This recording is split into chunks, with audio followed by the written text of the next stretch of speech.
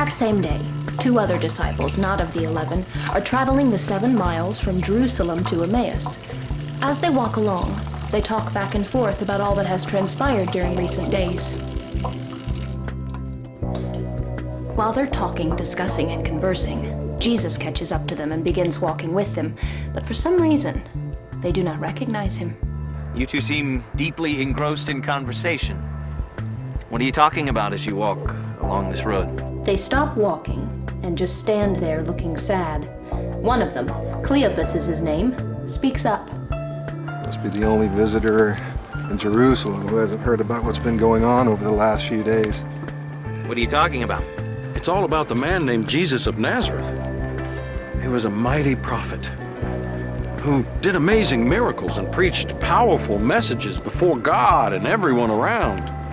Our chief priests and authorities handed him over to be executed, crucified, in fact. We'd hoped he was the one, the one who was going to liberate Israel and bring God's promises.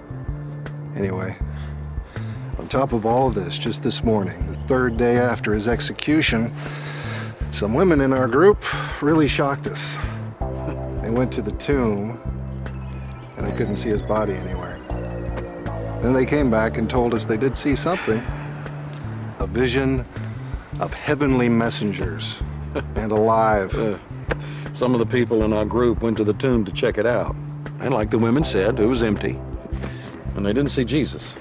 Come on, men. Why are you being so foolish?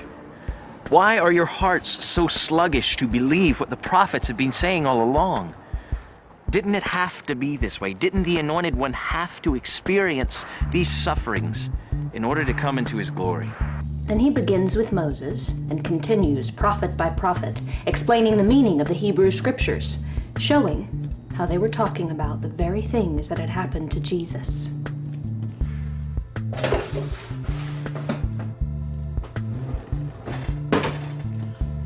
About this time, they're nearing their destination.